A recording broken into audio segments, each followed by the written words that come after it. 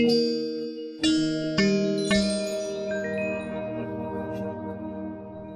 masuklah pada intinya tata nama tumbuhan, ya.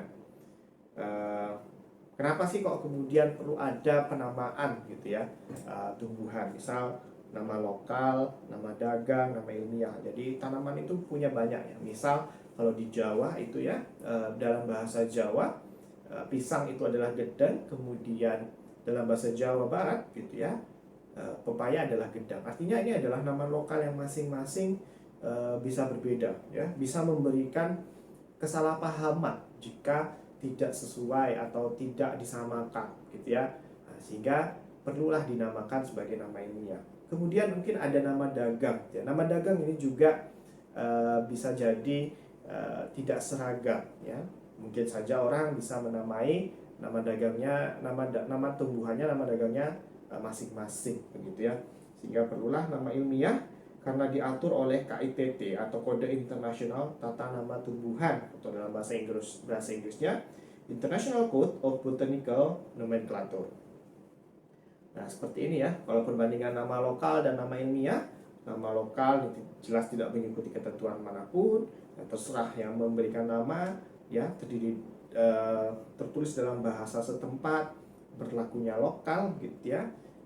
Bahkan satu pulau gitu ya, seperti di Jawa ini, Pulau Jawa masing-masing memiliki nama lokal masing-masing gitu ya. Kadang-kadang udah dilafalkan, tapi kadang-kadang juga enggak ya, tidak jelas untuk kategori takson yang mana, jadi nggak ada pentaksonannya ya. Satu takson dapat terdiri dari satu nama, lebih dari satu nama gitu ya. Jadi ini yang penjelasan tentang nama ilmiah, kenapa harus digunakan nama ilmiah.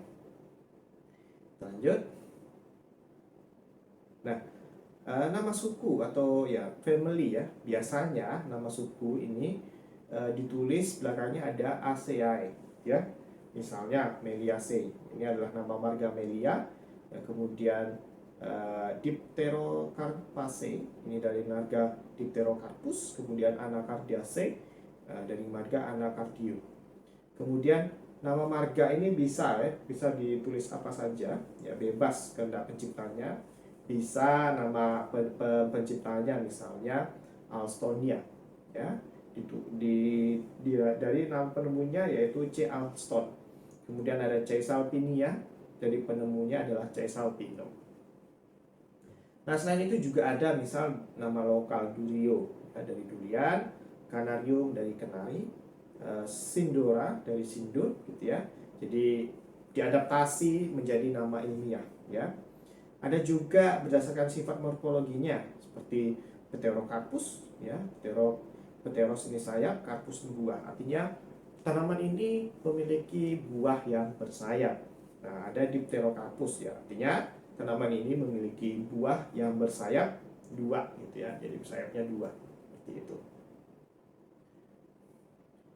Kemudian setelah genus, family genus gitu ya, kita pindah kepada spesies ya, mana suatu kombinasi ganda terdiri atas nama marga yang diikuti oleh petunjuk jenis atau epitet ya, spesies ya, dikenal juga sebagai sistem binomial ya, dimana tidak boleh sama dengan nama marganya gitu ya, nggak boleh sama nih sama genusnya ya. Atau kemudian di sini ada sedikit informasi bahwa kalau nama jenisnya itu terdiri dari dua subkata, maka perlu diberikan tanda strip ya.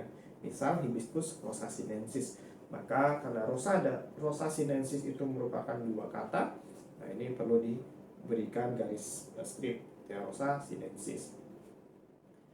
Nah, penamaannya seperti tadi marga juga dapat dilakukan dengan berbagai macam. Misal dari nama pulau misalnya ya, dari Javanica ya, Molucana, Maluku gitu ya, Celebica bornensis gitu ya.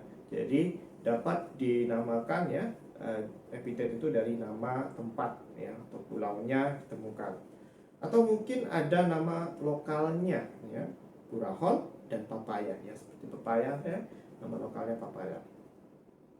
Nah, kemudian bisa juga secara morfologi, cauliflora ya. Artinya ini bunganya terdapat dari kaulis ya, kaulis, flora kaulis. Kemudian ini equisetifolia, artinya daunnya berbentuk equisete ya. Dan misalnya ini juga oblongifolia, jadi ini artinya daunnya berbentuk oblong ya, seperti itu.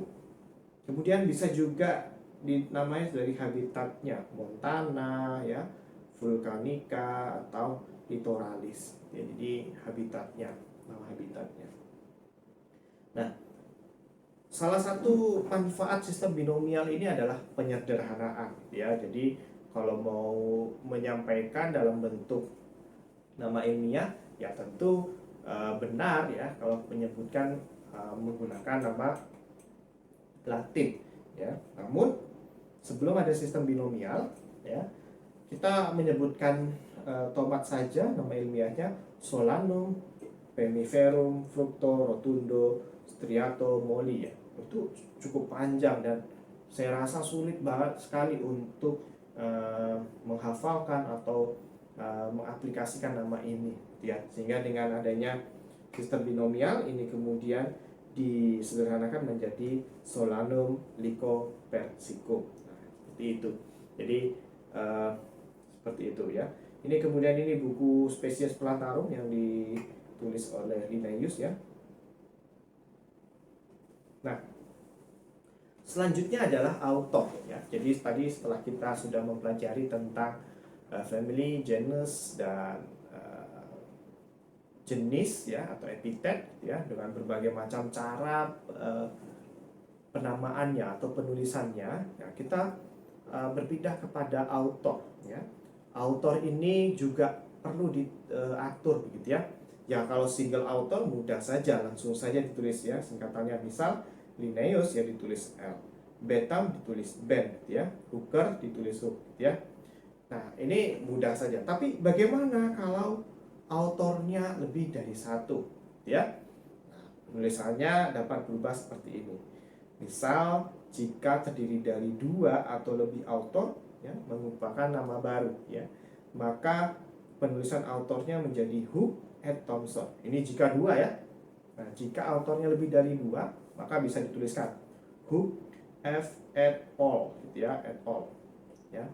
Jadi dapat digunakan seperti itu, Hook F et al.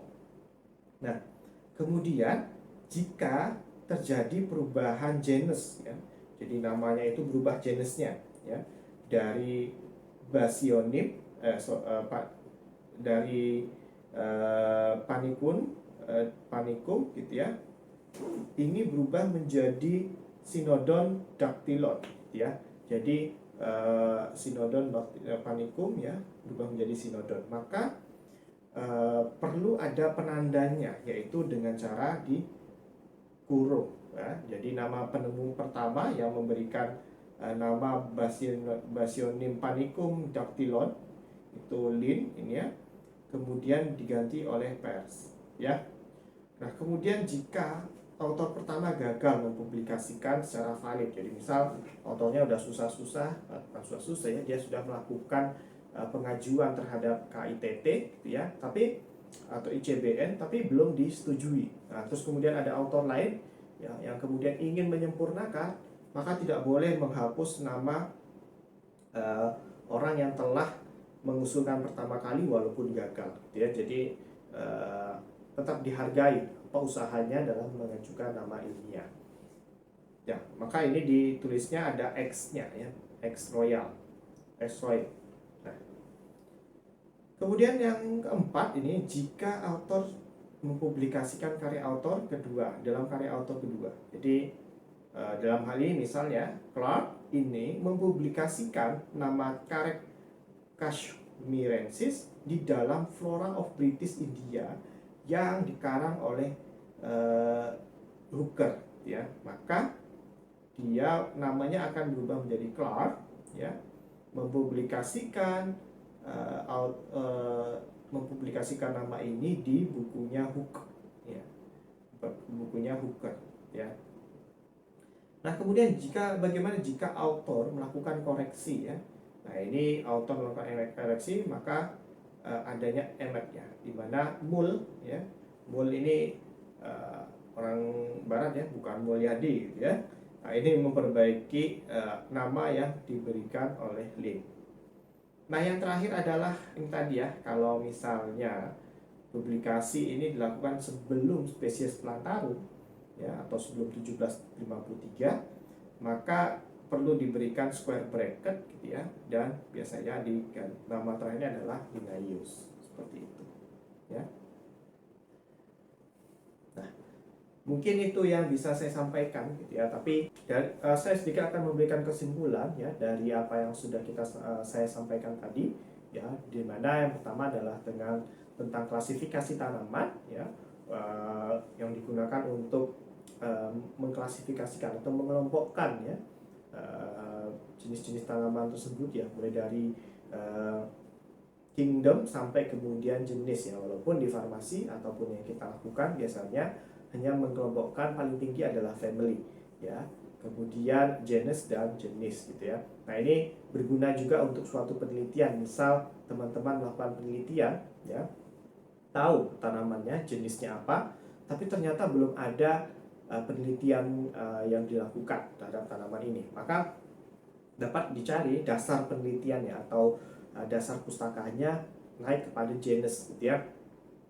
Kalau misalnya jenisnya ini juga belum banyak diteliti, maka dapat naik pada family ya. Tapi biasanya kalau sudah pada genus itu sudah banyak penelitinya. Jadi ini pentingnya untuk mengetahui family, genus dan jenis gitu ya, atau spesiesnya gitu ya. Jadi teman-teman tidak akan kesulitan gitu ya, misalnya mau melakukan penelitian atau skripsi, misalnya yang terdekat adalah misal menemukan satu tanaman di daerah tinggal teman-teman, setelah diidentifikasi spesiesnya A misalnya, tapi dicari di beberapa artikel belum banyak penelitian ini ya, tanaman ini. Nah, teman-teman kebingungan, maka dapat mencari dasarnya adalah menggunakan genus atau marga seperti itu. Jadi ini diperbolehkan dan menjadi salah satu alternatif ya dalam melakukan mencari daftar pustaka. Nah, berpindah pada tata laksana tanaman, yang penting adalah tata nama tanaman ini ya ditentukan oleh KITT ya, KITT ya, yang kemudian diberlakukan sistem binomial. Yang paling penting adalah terdiri dari 3 suku kata gitu ya. Suku kata pertama adalah genus, suku kata kedua adalah epitet atau jenis, suku kata ketiga adalah author ya. Suku kata pertama genus tentunya diawali dengan huruf besar, ditulis italic atau miring atau di garis bawah. Suku kata kedua dalam bentuk jenis atau epitet ini ditulis miring atau di garis bawah, tapi hurufnya kecil semua. Dan yang ketiga adalah author, itu ditulis tegak ya, sesuai singkatan ya, tanpa ada dimiringkan atau garis bawah, dan diawali dengan huruf besar seperti itu.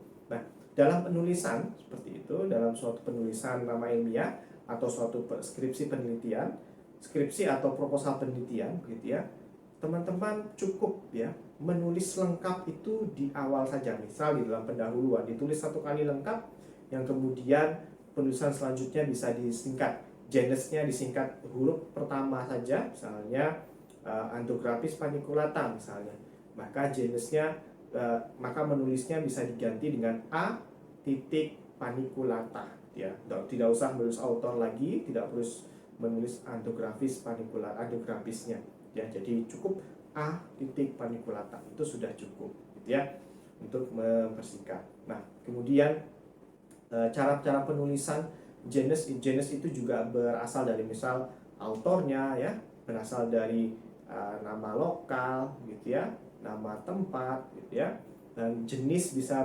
berasal dari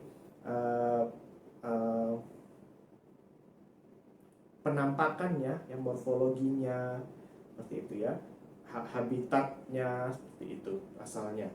Kemudian author ya, tadi ada beberapa, jikalau autornya tunggal itu sangat mudah gitu ya, tapi jikalau autornya lebih dari satu, atau ada perbaikan atau ada penemuan ya sebelum spesies Plantarum, maka perlu ada tanda-tanda, penandaan-penandaan yang digunakan. Mungkin itu saja yang bisa saya sampaikan pada pertemuan kali ini. Kurang lebihnya mohon maaf. Bila itu walidayah. Assalamualaikum warahmatullahi wabarakatuh.